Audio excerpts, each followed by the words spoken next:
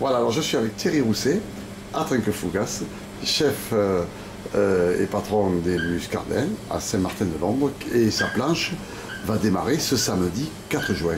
Alors Thierry, un petit historique là sur comment tu es arrivé à la cuisine. Oui, ben, c'est familial, c'est une tradition un peu, pas familiale, oui, on peut dire ça.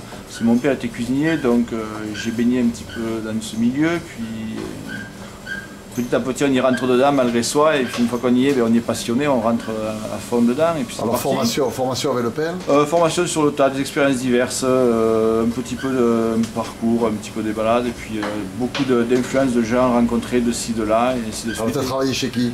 Oh, j'ai travaillé plus chez des compagnons, des choses comme ça. J'ai tourné, j'ai des petites expériences à droite à gauche, tout en gardant cette trame un petit peu de paternelle derrière qui m'a construit aussi en même temps, qui m'a donné ses bases de pyramide de travail. Et puis ensuite, j'ai volé un petit peu de mes propres ailes au fil des expériences, au fil des rencontres. Parce que je suis quelqu'un qui aime bien rencontrer les gens et mon parcours s'est construit comme ça, un petit peu au hasard des choses.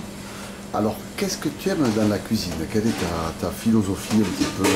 Oh, ma philosophie est très simple, c'est au fil des voyages que j'ai eus et des expériences que j'ai eues, c'est le produit, c'est rencontrer des gens, c'est respecter le sens des saisons, la nature, le sens des produits aussi, la philosophie des gens qui les utilisent, parce que suivant où on se trouve dans une partie du monde, eh bien, la philosophie est totalement différente, ça aussi, donc on arrive à rencontrer d'un seul coup des choses et on met tout ça comme un puzzle et on met ses pièces et c'est notre trame de travail qui se fait, quoi. Alors une préférence particulière peut-être sur quels sont les produits que tu préfères travailler? Quel est le... Non, j'ai pas de préférence réellement. J'essaie d'être le plus complet parce que pour moi un repas c'est tout un tout. Ça va du début au dessert. Le dessert c'est la signature du repas, c'est le dernier souvenir, c'est le clap de fin aussi du spectacle. Alors il faut que ça soit terminé de manière assez un peu sympa et c'est la dernière image qu'on va laisser. Et en même temps, eh bien, il faut être un cuisinier, c'est un homme orchestre, il faut qu'il soit un petit peu bon dans tous les compartiments pour pouvoir faire un ensemble et quelque chose de cohérent, quoi. Et je crois que tu accordes aussi une grande importance au vin.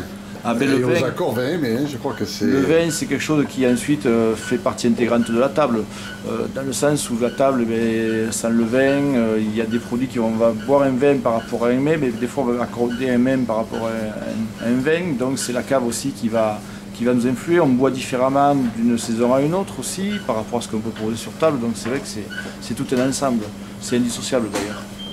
Ça met en valeur. Ah, ça met en valeur et puis ça se complète. Même des fois, au contraire, ça exerce les parfums. Il y a tout un ensemble de choses. Le vin et les mets sont indissociables. Ça fait partie d'une chose qu'on ne peut pas séparer. Je veux dire, c'est notre culture aussi, tout simplement. Alors, en avant-première, et sans dévoiler tout, est-ce que tu peux nous parler de la planche que tu vas mettre en œuvre à partir de samedi à Trinquefougas? Eh bien, la planche, on va la retrouver un petit peu dans mon esprit de cuisine, c'est-à-dire donc des produits saisonniers, puisqu'on arrive dans une saison relativement estivale maintenant, qui commence avec des belles températures, une belle saison, donc des choses un peu fraîches qui vont mettre en appétit, des expériences vécues un petit peu aussi à travers mes voyages, donc on va retrouver quelques plats un petit peu d'origine catalane, on va retrouver un petit peu des produits de la mer, on va retrouver des produits de la terre. Alors en détail quand même, on va aller en détail, en entrée, on démarre avec on va commencer par une petite mise en bouche avec un tartare de tomates, donc une brandade de morue, donc quelque chose de très traditionnel, très marqué régionaliste je dirais. Ensuite on va aller sur quelque chose, ensuite des asperges, puisqu'on est encore un petit peu en saison d'asperges, je vais en profiter parce que c'est un produit qui est intéressant. On va le marier donc ça avec du rabouro et en même temps du manchego, donc un petit peu donner un petit côté espagnol, parce que c'est vrai que c'est quand même aussi une cuisine qui est très intéressante et qui est très agréable au niveau des produits, puis ça fait partie un petit peu de notre patrimoine aussi culturel régional, parce que la Catalogne fait partie du Languedoc, hein. Tout à fait. Donc on met ça aussi de ce côté-là.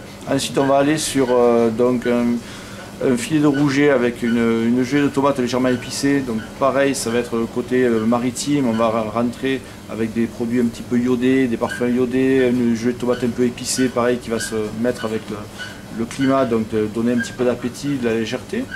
Ensuite on va aller sur quelque chose de très traditionnel catalan, donc un lapin aux fèves avec du poulpe. Ça c'est le mariage un petit peu de la terre et de la mer aussi, donc on va aller sur un produit très marqué mais très agréable et très surprenant, qui va donner un petit peu d'originalité.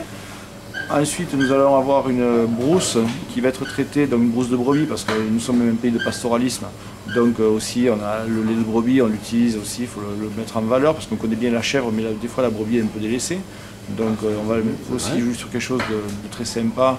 Et pareil, genre un petit peu cervelle de canut, un petit peu, parce que c'est vrai que j'ai des origines savoyardes, donc je remonte un petit peu vers certaines périodes de ma vie, je dirais.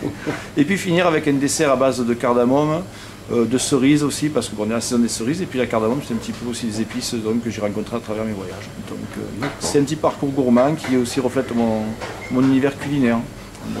Bon, eh bien, tu as rencontré donc l'équipe de Franck Fougas ce matin et tu vas les revoir. Et samedi, on lance cette planche. Voilà, moi samedi, je serai au rendez-vous. Samedi 4 juin. Et merci puis beaucoup. j'espère que le public pourra découvrir un petit peu ce que nous aimons partager, nous les cuisiniers, c'est-à-dire un petit peu un coin d'intimité, un coin de nous-mêmes.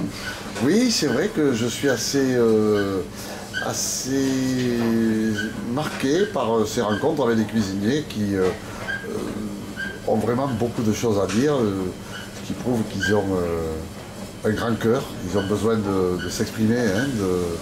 Dans chaque plat, dans chaque assiette, il y a quelque chose un petit peu de nous qui part, donc c'est vrai qu'on offre ça à nos clients, tout simplement. Et oui. Donc moi, finalement, bon, je suis content parce que Franck Fougas, c'est le vin et les vignerons, ils ont beaucoup de choses à dire, beaucoup de choses à donner. La musique et les cuisiniers, voilà. Et donc je suis très content d'avoir choisi ce tiercé. C'est gagnant. C'est gagnant, on dirait. Allez, merci Thierry. Merci.